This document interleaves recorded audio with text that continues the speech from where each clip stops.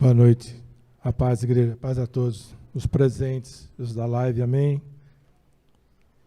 É uma bênção poder estar aqui, uma surpresa para muitos e para mim também, estar aqui hoje pregando, amém, mas aprove ao Senhor que acontecesse dessa maneira hoje, amém. Deus é maravilhoso, amém.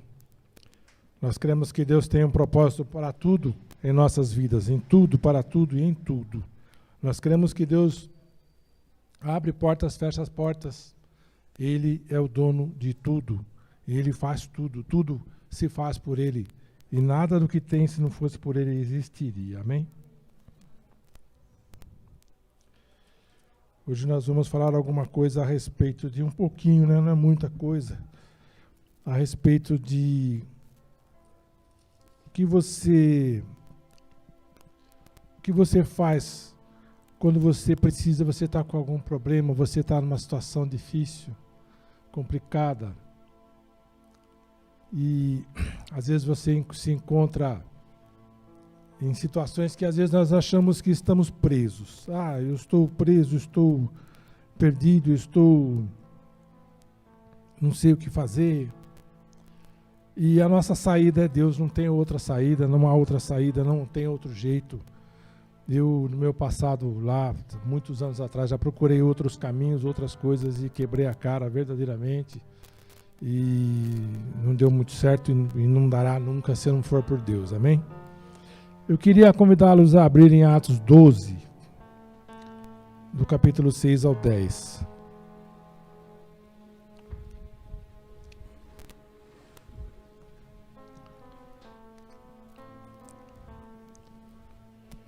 Não, pode deixar ligado. Eu virei, eu não gosto que fique ventando em mim. Amém? Então, a partir do versículo 6. Enquanto Herodes estava para comparecer nessa mesma noite, estava Pedro dormindo entre os soldados, ligado com as duas cadeias que os guardava diante dele. E por detrás dele havia uns guardas na frente e atrás dele. E eis que sobreveio um anjo do Senhor, e resplandeceu uma luz na prisão, e tocando a Pedro ao lado, o despertou, dizendo: levanta-te depressa. E caíram-lhe das mãos as cadeias. Esse é um dos pontos que eu quero me ater. Segundo os relatos, segundo o que nós conhecemos, segundo a palavra que é dito, que é pregado, nós sabemos que Pedro estava preso por cadeias de ferro. Então, naturalmente, nós homens entendemos que não poderiam cair as cadeias se alguém não lhes abrisse, amém? Mas quando o anjo chegou, as cadeias caíram, amém? E disse-lhe o anjo: cinge-te, ata as tuas sandálias. E ele o fez, e assim disse-lhe mais: lança às costas a tua capa e segue-me. E saindo o seguia, e não sabia o que era real, pois estava como sendo feito como um sonho para ele. Cuidava que ele estivesse sonhando, ele não sabia se era uma visão, o que estava acontecendo. Enquanto eles passaram a primeira e a segunda porta, chegaram à porta de ferro, que dá para a cidade, a qual se lhes abriu por si mesma. Amém? O que me ateve foi a condição de que Pedro, quando estava lá preso, ele devia estar num lugar ruim, ele devia estar num lugar mal cheiroso, ele devia estar num lugar onde tinha ratos, vamos falar assim, não tinha um banheiro, então não tinha um mau cheiro, era uma situação bem ruim, era bem difícil. E aí o que acontece? Ele estava lá, então, se nós nos colocamos numa situação parecida, algo do tipo, que você não sabe o que está acontecendo com você, você está preso, conforme eu estava dizendo, e você está lá preso, por algum motivo, por alguma coisa, e não sabe o que fazer, como fazer, aí você começa a pensar: o que eu vou fazer agora? Normalmente, amém, Deus abençoe. Normalmente a gente fala assim: puxa, que coisa, que droga, vim parar nesse lugar, eu estou preso aqui, não poderia estar aqui em outro lugar. E a gente murmura, e a gente fala, e a gente desdenha. E normalmente nós ficamos bravos e entendemos, às vezes falamos para Deus: por que o Senhor me deixou aqui? Por que o Senhor me pôs aqui? Será que foi Deus que nos colocou lá? Será que nós demos alguma condição para Deus nos colocar lá? O que nós fizemos para que isso aconteça? Nós não pensamos assim. Então vamos ver mais uma outra situação. Em Gênesis 22, 10.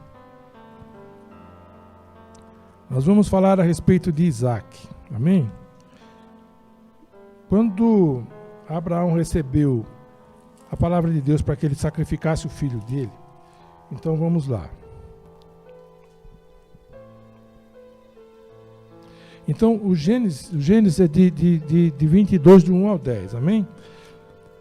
E aconteceu depois dessas coisas que tentou Deus a Abraão e disse-lhe: Abraão, e ele lhe disse: Eis-me aqui. E disse: Toma agora o teu filho, o teu único filho Isaque, a quem amas, vai-te à terra de Moriá e oferecê-lo-á em holocausto, sobre uma das montanhas que eu te mostrarei. Então levantou Abraão de manhã, de madrugada, abordou seu jumento, tomou consigo 2 dos seus servos, Isaque, seu filho, e fendeu lenha, colocou a lenha sobre o holocausto e levantou ela sobre o lugar que Deus lhe colocara. Ao terceiro dia levantou Abraão os olhos e viu o lugar de longe onde o Senhor o mostrara. E disse a Abraão a seus moços: Ficai-vos aqui com o jumento, e eu e o moço iremos até ali, e havendo adorado, tornaremos a vós. O que me chamou a atenção aqui, que da mesma forma, se alguém viesse para mim e falasse assim: vai, pega teu filho unigênito, minha filha, unigênito, e vai sacrificar lá a mim. Hoje, aos meus olhos, eu não faria, eu falo, não vou fazer isso. Aí já ia, nas minhas condições hoje, já sai, demônio, isso é coisa de diabo, não é que diabo matar meu filho? Onde já se viu o primeiro filho? Deus me deu. Está amarrado, sai, em nome de Jesus, esse negócio está aqui de mim, não quero saber. E ficaria assim, bem bravo, bem difícil seria a situação. Porque aos nossos olhos, isso é uma condição que não existe. Às vezes Deus nos coloca coisas e fala assim: Senhor, eu preciso de tal situação, tal coisa. Primeira coisa que nós fazemos quando a gente pede alguma coisa para Deus é ficar olhando o relógio para ver o tempo, quando isso vai acontecer. Nós não temos o coração voltado a Deus, nós não acreditamos tanto quanto nós precisamos acreditar em Deus, do que vai acontecer. Se nós porventura ficarmos enfermos, nós queremos a cura agora. Amém, glória a Deus, a cura vai vir agora. Eu creio também. Eu não quero para amanhã, eu quero para agora. Mas qual é o tempo de Deus? Às vezes nós oramos por coisas que Deus está tratando com uma pessoa, com alguém, e nós oramos por aquilo. E nós declaramos certas coisas que nós não temos conhecimento de Deus. E quando eu entendi que ele disse aqui que deixou os seus servos aqui, fiquem aqui, nós iremos até lá e tornaremos a vós. Ele tinha certeza que ele ia voltar. Mas a palavra de Deus dizia que era para ele sacrificar o filho. Mas Abraão era tão íntimo de Deus, ele era tão íntimo de Deus, que ele sabia o que ia acontecer, ele sabia que ele ia voltar a Deus, pela condição que ele tinha, pela vida que ele tinha, pela situação dele no dia a dia. Ele orava, ele buscava a Deus, ele era um homem temente a Deus, muito temente a Deus. Então isso nos remete a essa situação. Hoje nós, homens e mulheres, nos nossos dias, principalmente hoje, nós passamos por momentos que nós olhamos, como diz o Salmo, se não me falha a memória, 125, não me lembro se é 121, que diz o Salmo do peregrino. Eu olho para os montes, de onde me vem o socorro? Socorro não vem do monte, socorro me vem do Senhor. Mas por que ele fala, me olho para os montes? Porque havia muitos altares. Salomão, quando construiu o templo, ele pegou muitas mulheres, vamos dizer assim, né? Várias mulheres, várias esposas, várias concubinas, eram mais de 1000. E elas tinham reis pagãos, elas adoravam reis pagãos, que não eram Deus, eram reis, na verdade. Então, para ele agradar ele, como ele era contrário ao que o pai fazia, o pai conquistou lugares na briga, na luta, na marra, foi lá e lutava, e matava, e conseguia, e fazia. E Abraão entendeu fazer diferente, ele ia fazer na graça, no amor, ele queria fazer a coisa na paz. Então eles casavam com mulheres para poder trazer a paz para o reino dele também. Consequentemente, as mulheres não queriam servir o Deus que ele servia, porque elas eram de deuses pagãos. Então ele dizia para ela: eu vou fazer um altar para você lá naquele monte, para você adorar. Aí quando o peregrino vem para adorar no templo, Ele olha aquilo, ele começa a orar para um, para outro, para pedir para um, e não acontece nada, porque não acontece nada mesmo. Só acontece quando nós procuramos a Deus, quando nós nos entregamos a Deus. Não para deuses, não existem deuses. Eu tenho certeza que Deus é só um. Outros que se promulgam, se dizem, que se falam que Deus, é porque eles se acham, mas não é nada. Então, aí essa questão, eu olho para os montes, de onde me vem o socorro? Desse Deus, daquele outro? De qual Deus que me vem o socorro? O socorro me vem do Senhor, que fez os céus e a terra. Ele que é meu Deus, ele que pode. Essa fé era a fé de Abraão. Ele voltaria, vou voltar e voltaremos, adoraremos e voltaremos. Ele fala, vou até lá com o menino, adoraremos e voltaremos. Vamos sacrificar, vamos adorar e vamos voltar. Eu tenho certeza que eles ficaram olhando. Você vai sacrificar o quê? Se não tem nada na sua mão, é só você e seu filho. Vai ser seu filho, não tem outro. Mas aí Deus proveu, porque ele confiava em Deus. Ele sabia o Deus que ele tinha, ele sabia com quem ele estava conversando, ele sabia com quem ele vivia, ele sabia com quem ele falava. Ele levantava de manhã e procurava a presença do Senhor. Ele levantava todos os dias e ia buscar a presença de Deus. Ele sabia o que estava acontecendo com ele. Da mesma forma, o Senhor me levou à condição de Daniel. Vamos abrir em Daniel.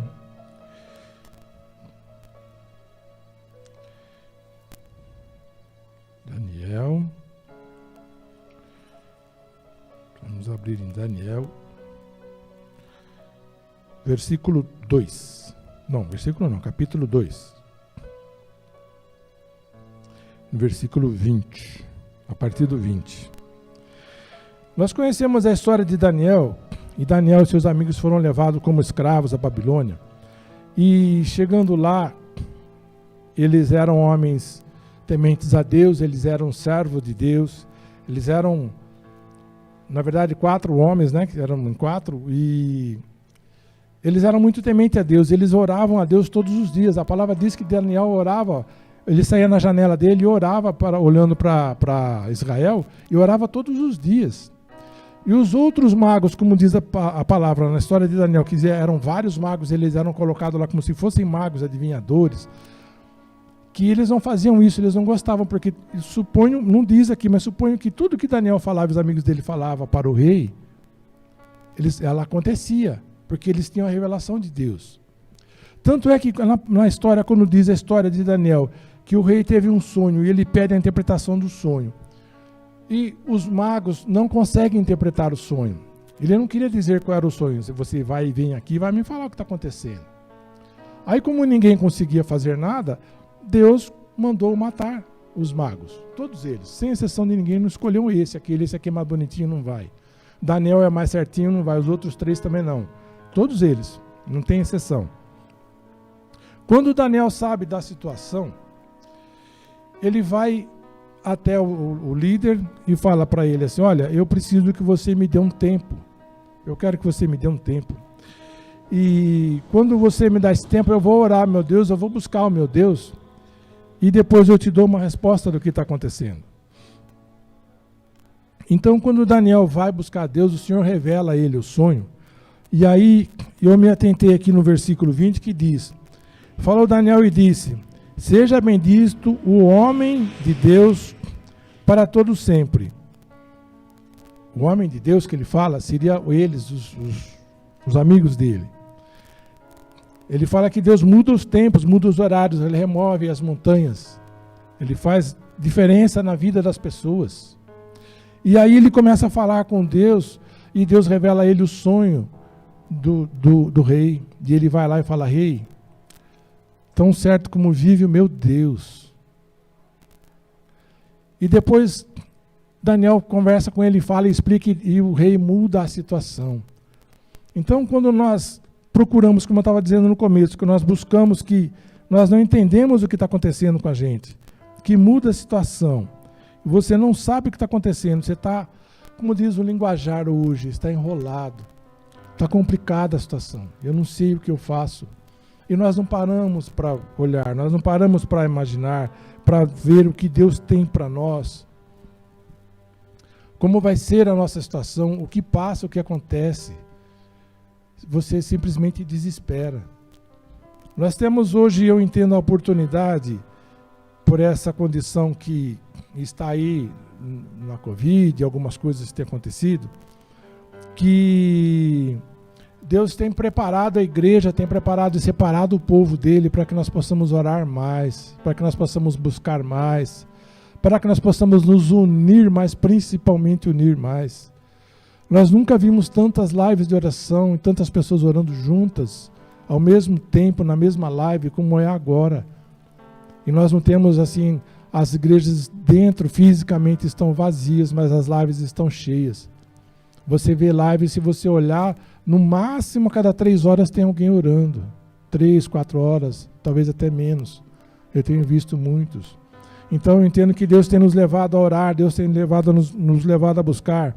E quando Deus colocou para mim essa condição, e Deus falou de Daniel, eu entendi que a condição de Daniel é parecida com isso, porque lá na época, o que aconteceu? Teve que acontecer um problema, teve que haver um problema lá para que eles orassem, para que ele fosse buscar Deus mais diretamente, e para que Deus lançasse sobre o rei, sobre aquela cidade, a condição de Deus lá. Uma condição que Deus ia operar naquele lugar. Uma mudança, uma transformação naquele lugar. Aí nós vemos ainda no capítulo 6, Daniel 6.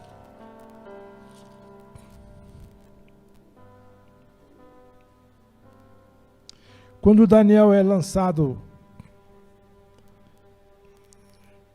Quando Daniel é lançado na cova, e ele é lançado na cova dos leões, então os amigos de Daniel, supostos amigos de Daniel, os colegas, não amigos, os colegas de Daniel, que moravam com ele, que viviam com ele, que eram os outros adivinhos, como eles chamavam, os outros adivinhadores, os conselheiros do rei, eles não gostavam de Daniel, porque Daniel e os outros 3 sempre davam bons conselhos ao rei, porque eles vinham com a direção de Deus.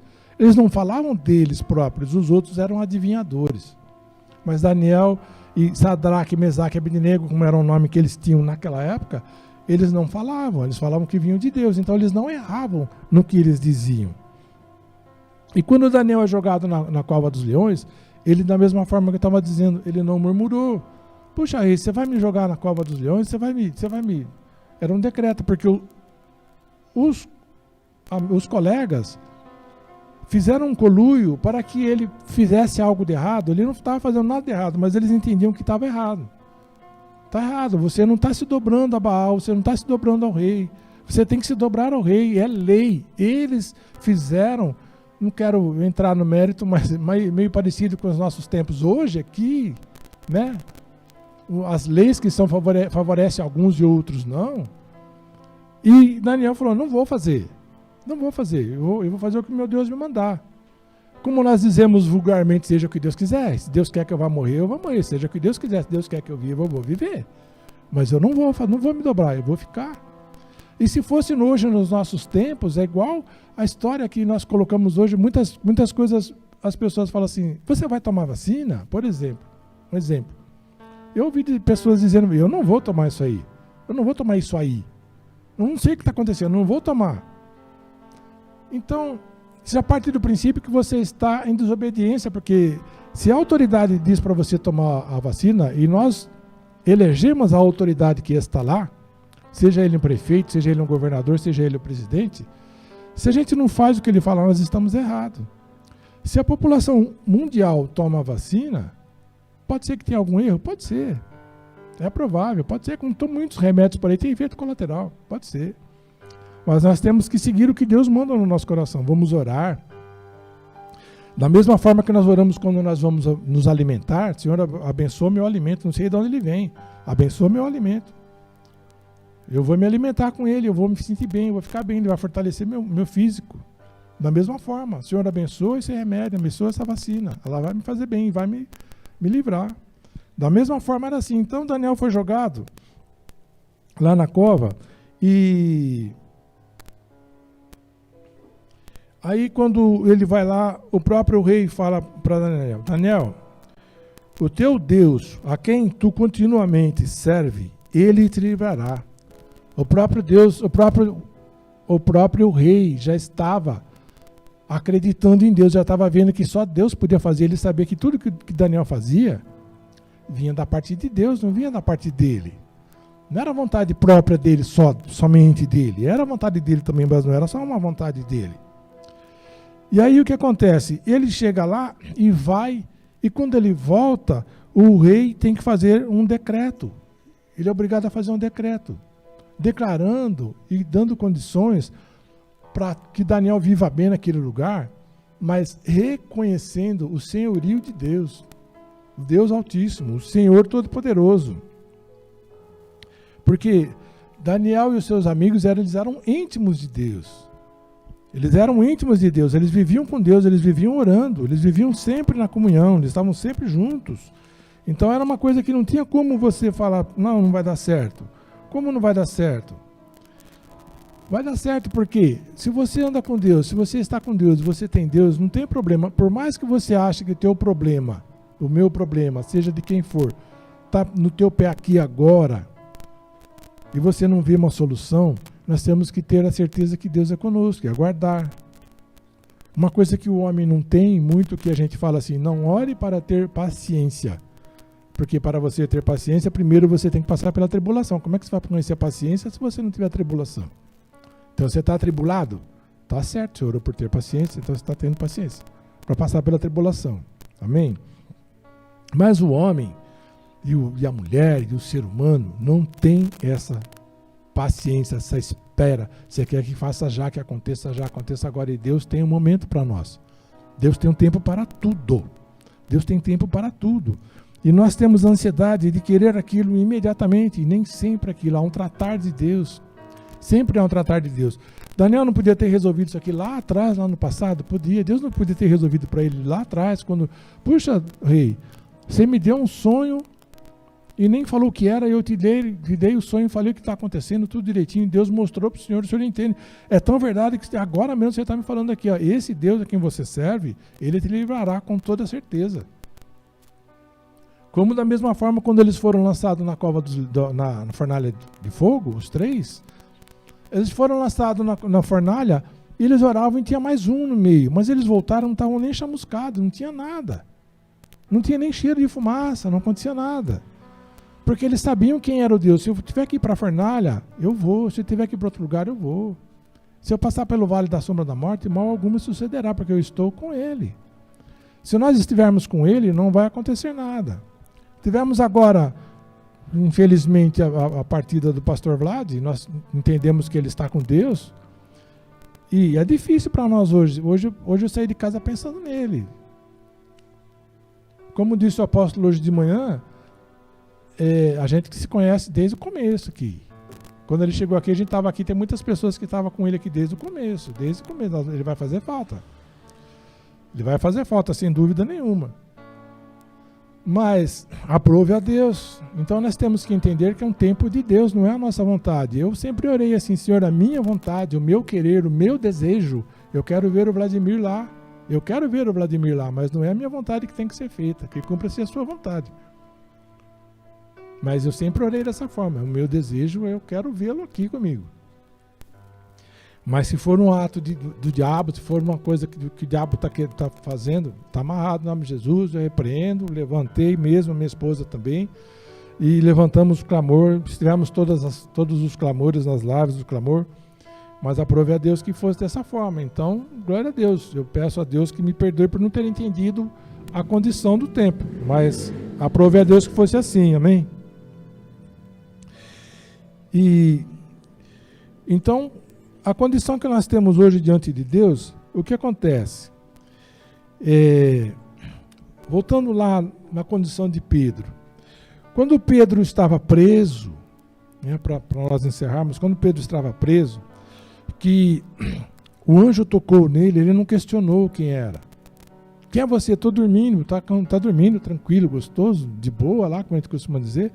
E veio lá alguém lá e acordou ele, e ele, puxa vida, mas você me acordou, eu estava dormindo, eu já estou aqui num lugar ruim, está péssimo o lugar, e você ainda vem me acordar? Mas Pedro era tão íntimo de Deus, ele era tão próximo, tão íntimo de Deus, que quando ele levantou, que o anjo tocou nele, as cadeias caíram automaticamente. E quando ele saiu, o anjo falou, segue-me. Ele saiu, as portas abriram automaticamente. Eles passavam pelos guardas. Diz uma passagem, uma das passagens eram 4 quartos. 4 quartos eram 16, 4 vezes 4, 16 guardas que tinham. E ninguém viu. Ninguém viu, ninguém viu. Ele passou por todo mundo, ninguém viu. A porta abriu, ele saiu, ninguém viu. Ele saiu pela porta principal, ele não saiu pela lateral, ele não saiu escondido. Ele não saiu pulando o muro. Ele saiu pela porta principal. E Deus o abençoou de tal forma que quando ele chegou na casa dos irmãos, que ele foi até a casa dos irmãos, que ele bateu a porta, que a menina o reconheceu, ela reconheceu a voz dele, voltou lá para dentro. Olha, ele está aqui. Não, você está louca. Não, ele está aqui sim. Não, que isso? É um espírito. Imagina, não é, Pedro? E quando ele entra lá dentro, quando ele chega lá dentro, que ele vai falar com o pessoal, ele conversa com o pessoal, ele começa a falar com o pessoal e o pessoal fica muito alvoroçado em ver o que está acontecendo. Como é que você saiu daquele lugar? O que está acontecendo? Como é que você saiu de lá? Quem foi que te trouxe? O anjo me trouxe. Cadê o anjo? O anjo se separou de mim, era uma teofania. O anjo se separou de mim, foi embora, foi para o céu. E eu estou aqui. Aí o pessoal começou a falar e ele teve que acenar falando com as pessoas, acenando com a mão. No capítulo 17 de Atos 12, ele acenando-lhes com as mãos para que calassem, contou-lhes como o Senhor o tirara da prisão, e anunciando uns aos outros que ele era livre. Mas ele contou como é que o Senhor fez. O Senhor foi lá, entrou lá comigo, abriu a porta, tirou minhas cadeias, tirou tudo que eu tinha, e eu passei pelos guardas e ninguém me viu. E eu saí pela rua e ninguém me viu.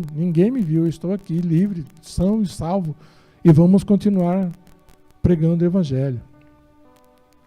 Então, é isso que eu tenho para dizer, que quando nós cremos no Senhor, quando nós somos íntimos de Deus, nós não temos que ter medo, ter receio de alguma coisa. Por mais que nós fiquemos doentes, por mais que nós tivemos algum problema, seja qual for, a naturalidade nossa é ficar falando, desdenhando, ficando bravo com uma coisa ou com outra, reclamando disso ou daquilo, porque é uma condição que nós temos no ser humano. Então o que eu tenho para dizer hoje é que nós temos que crer, e tão somente crer no Senhor Jesus. Que quando Ele foi, Ele nos deixou o seu Espírito, então Ele habita em nós, Ele está em nós, então nós temos que crer nessa condição.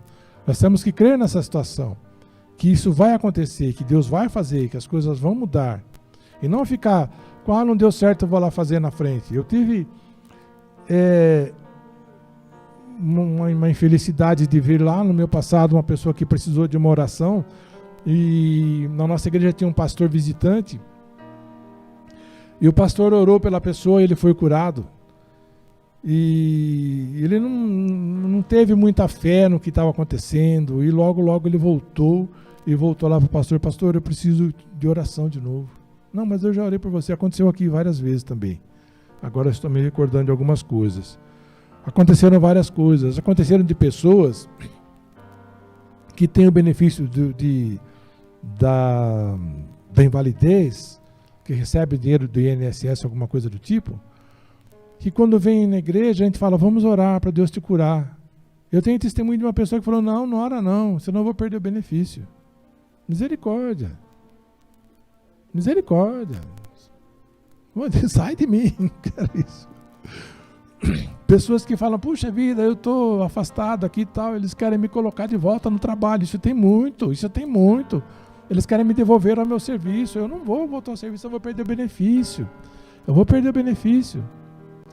E tem casos que nós conhecemos que Deus já falou: se tivesse voltado ao trabalho quando o seu líder chamou você de volta, Deus teria colocado você no seu trabalho e você teria sido curado, e talvez você tivesse sido aposentado, ou aconteceria uma outra coisa, mas você ia ficar liberto de tudo, de toda a situação, de toda a condição. Então, meus amados, nós temos que crer na palavra do Senhor, o nosso manual de vida. Esse é o nosso manual de vida, tem tudo aqui que nós precisamos, tudo, toda a direção para tudo e para todo momento, em qualquer lugar. Se Deus te chamar de manhã, de madrugada, de noite, você levantar e acordar no susto, meu Deus, sai! Não sai não, às vezes é Deus que está te chamando para orar. Levanta, senta na beira da cama e vai orar. Se você é casado, não pode fazer barulho, levanta, faz de conta que você vai no banheiro, vai orar. Sai fora, vai orar. Não, vou orar o quê? O que Deus colocar na tua boca naquele momento. Vai orar aquilo que Deus colocar. Eu tenho certeza que Deus vai fazer grandes coisas. Quando você levar susto, eu já acordei muitas vezes assim.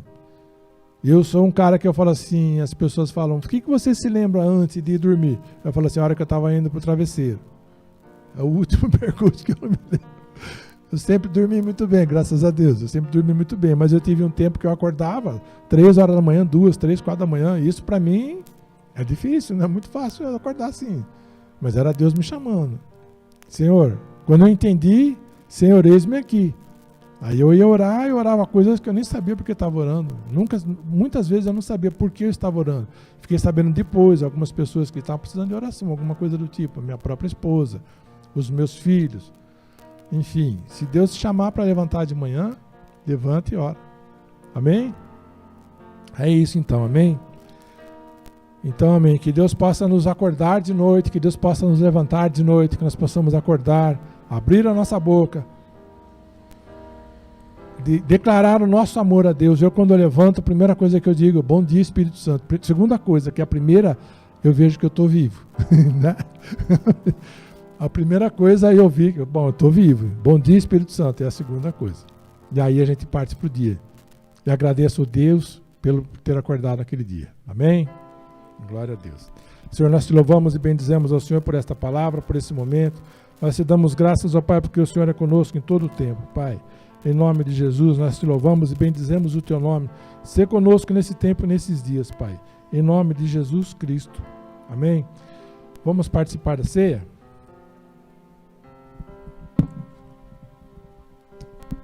Hoje, como eu estou sozinho, eu vou tentar fazer